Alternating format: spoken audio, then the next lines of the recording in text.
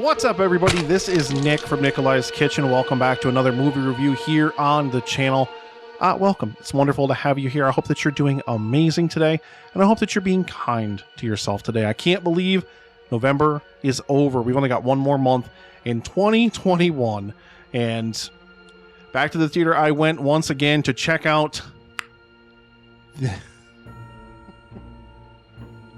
So I told myself, I said, there's no way, and I forced myself to go to the theater to watch the Paul W.S. Anderson Resident Evil movies. And the last three of them were unfathomably bad. I mean, you're talking like the quickest cutting action, like 50 cuts a second. It felt like some action sequences where there were so many edits, like it was literally like you felt like you were having a seizure. It was impossible to determine what was going on. Characters from the games that were just wholesale, just randomly chucked into it as fan service. Like there was literally no reason for them to be there other than, hey, member Leon, member Barry. Oh, the fifth movie was terrible for that. It was unbelievably atrocious. So when they announced a new Resident Evil movie that was not being directed, he still produced it because it's still Constantine Films, still owns the rights to Resident Evil and whatnot, but not directed by Paul W.S. Anderson, written and directed by Johannes Roberts. And I gotta tell you, I'm somebody who is a huge fan of the game. So then, you know, you see the trailers and you find out when you're reading stuff, it's going to very, very heavily kind of follow the first two games in the series, which is ambitious, especially cramming all the story beats for Resident Evils 1 and 2 into the same game, because in the games, the Spencer Mansion incident occurs first, and then I think 6 months later or so, the events of Resident Evil 2 and 3 occur simultaneously. And we're going to get into a lot of different stuff in spoilers when I talk about it, but there's too much going on in this movie. There is way too much going on. This movie is about 110 minutes, somewhere in that neighborhood, and it has four protagonists. It has at least two primary antagonists, and then it has literally a cavalcade, and we're not even talking about the zombies. The zombies are extra spice. Okay, then you have this entire cavalcade of secondary characters just thrown in here, and I struggled to not call it fan service because that's kind of just what it is. Like, and I wrote this on Facebook when I initially posted about my review. I said it was written by someone who played Resident Evil 1 and 2 before a long time ago, and then just kind of crammed a bunch of elements from both games that they half remembered into a 110-minute movie. But it doesn't make any real sense. It's so overstuffed. It's so overbloated. And the problem with Resident Evils 1 and 2 is there's so much going on narratively with like Umbrella doing all this different stuff. You can't condense that down into something that's this. I don't understand why they did this. I don't understand why it was done this way, why this decision was made. You know, in there's some circumstances. Now, I'm not the person that's going to stand here and tell you that like you can't change certain aspects of characters from the games. We'll talk about it in spoilers. I'm not the kind of person that's even going to really bash on this cast because they're fine. They do well enough for what they're given, but they're not given anything to do. There's so many characters and so much to do in this movie that literally nobody gets any depth or development whatsoever. There's like a really half-assed kind of backstory for Claire that's kind of chucked in here in these random flashbacks that just get peppered in through the film, like kind of occasionally. And that's really the only character that you get literally any motivation for. Leon in this film is wasted. He's wasted. He's useless. It's Leon S. Kennedy, and they make him completely inept and useless. Ivan Gogia is like, he's good enough, but they just don't give him anything to do. And that's this entire cast list from top to bottom. I mean, Kea Scodelario she's good as Claire. She's good. You know, and I don't even dislike Neil McDonough as Birkin. You know, Robbie Amell as Chris Redfield is good. Tom Hopper as Wesker is good. Like, they're good enough. Like, you're not, like, this is a series, and Nathan Dales, who plays Darian Letterkenny, showing up in this movie as Vickers, like, literally blew me away. I was like, you've got to be kidding me. Because as soon as Derry shows up, I'm sitting there, I'm like, Derry, okay, Derry, okay? You ought to leave this world behind. Immediately took me out of it for a minute. I was like, I can't see him as anything but Derry. But all the, like, Resident Evil is a franchise that has its roots in B horror movies. Like, you watch the opening cinematic of the original PlayStation game, the original game, that live action opening. It is cheese, cheese, cheese, cheese, cheese. So I'm not expecting a lot of heavy lifting from this cast. I'm not expecting them to make like this miraculously in-depth moving character drama in the Resident Evil franchise. But what I am expecting is like a coherent story that's well thought out and that's well paced. And unfortunately, there's just so much going on in this. There's so much to do.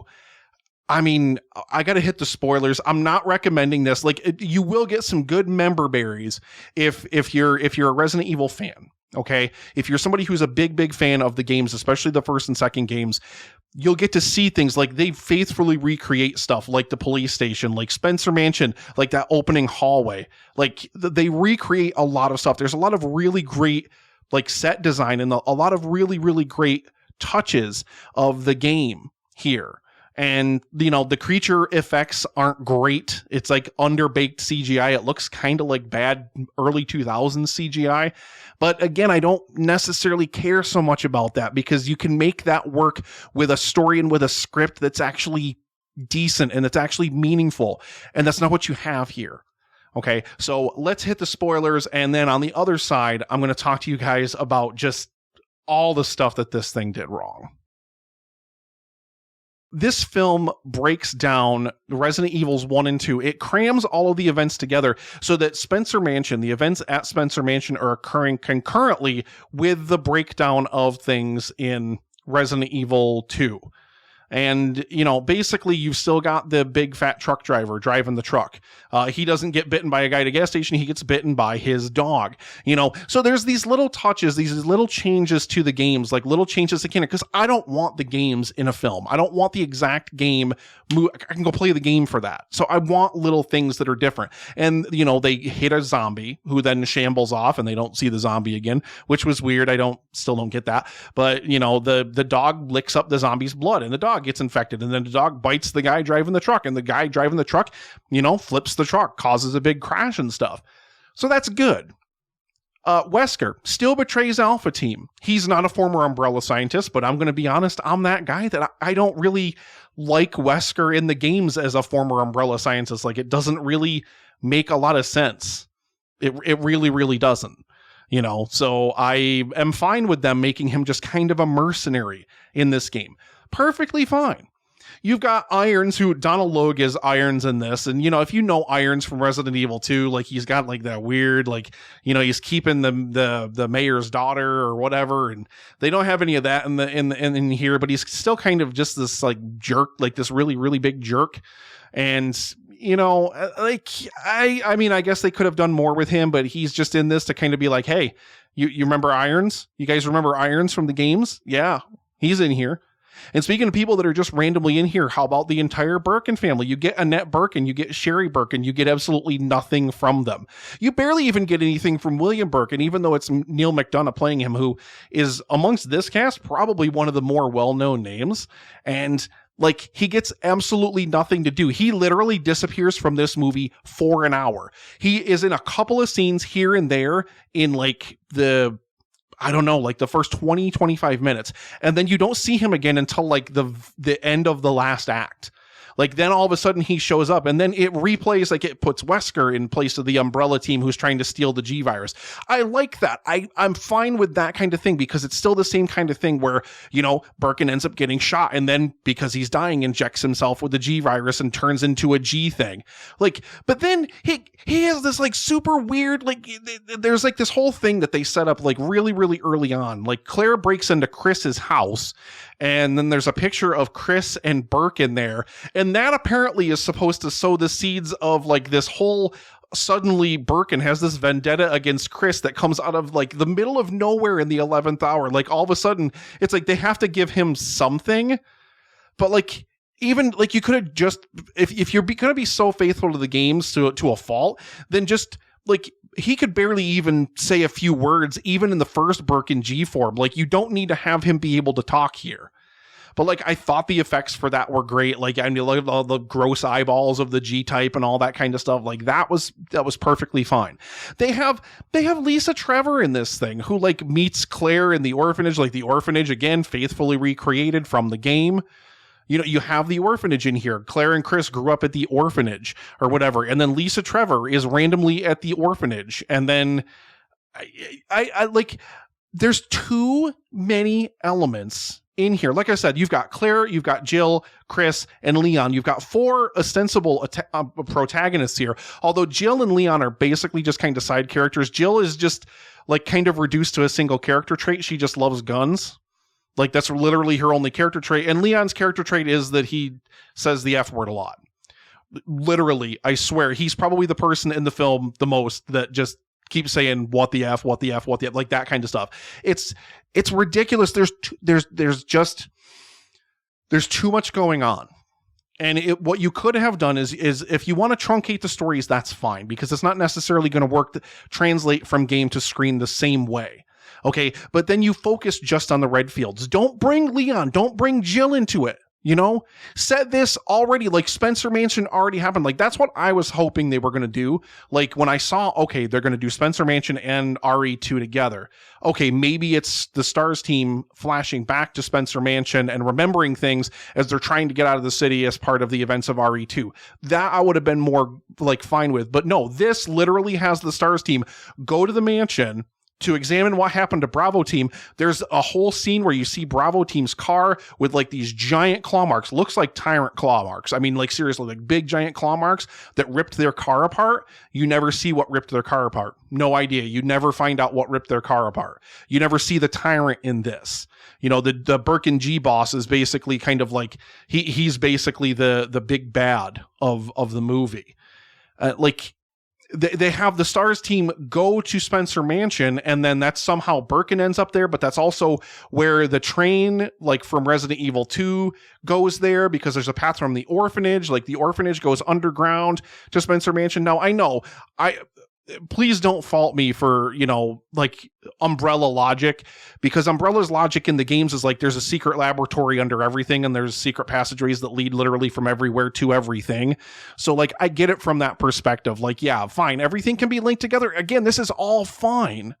But why are there so many characters in this? Okay, why not just literally have the STARS team? And I mean, and that again is like Resident Evil 1. And like, to the film's credit and to Johannes Roberts' credit, when they go to the mansion, and there's just different scenes. There's certain scenes where they slow everything down, and it's very moody. It's got a very creepy, tense kind of atmosphere, the same kind of atmosphere that those early PlayStation games have. And the music is very, very evocative of the feelings that you got in those games early on. So it's set in the right world, and it has its heart in the right place, but you're just like, there's just too many characters. There's just too many. You could have literally focused exclusively on the STARS team, and you could have had Claire. You could have even swapped Claire into the STARS team or whatever. You know, however you want to do it, but there's literally any number of different ways that they could have done this. Instead, they just tried to kind of smash all this stuff together, and it plays like a really bad, broken kind of greatest hits of Resident Evil 1 and 2, just kind of shuffled and smashed together without any real care or concern. Like, I don't care about any of these characters, except for in like that tangential, like, I love the Resident Evil franchise, like, and it means so much to me that I just remember all these characters from all that. Like, yeah, I remember that. I know that. But I don't care about these characters. And you don't do anything to endear me to these characters. These characters don't mean anything to me. They literally don't. And that's why I can't recommend this movie. And like, even if you're a Resident Evil fan, even if you want to go just to be like, oh, yep, there's the RPD building, just play one of the games. Just play one of the games, and you're going to get all of it so much better in a much, much, much better fashion. And I mean, really, that's about all I can say about it. I just did not enjoy my time with this. Like, as many different times as I saw things that I appreciated as a Resident Evil fan that was like definitely paying homage to this, or definitely, you know, changing this scenario or doing this. You've even got a scene where Wesker has to do the Moonlight Sonata on a piano to open a secret passage. Like, I mean, they could not have tried to make like more homages or direct references to things that happen in the games. But yet it falls flat. It's not, it's overbaked. There's too much going on here. They needed to dial this back this easily. You could have taken this concept, stretch it out to like 4 or 5 hours and make 2 or 3 movies out of all of this. Like that's really what they could have done here. And instead, this is what we got. So, I mean, the most I can give this is about 4 stars out of 10. It's not good. It's just not good. And like I said, there's those little changes to the lore. I don't care about that. The cast, they're fine. They're good enough. If they'd have gotten good material, if they'd have gotten something to actually work with, some little bit of development for these characters, it would have been a much, much better affair. But that's all I've got to say about that. Thank you so much for watching. Make sure you hit the like button, hit the subscribe, check out all the other stuff I've got going on the channel. I'm trying to expand a lot of different stuff I'm doing on YouTube leading into 2022. So I really hope that you enjoy it. I also hope you're being kind to yourselves. Treat yourself with kindness and respect. Don't ever let anyone make you feel like you're less than, because you're not less than. You are amazing. Who you are is amazing. And I'm so grateful to you for taking the time to watch this video here today. Thank you so much for watching, and I'll see you next time.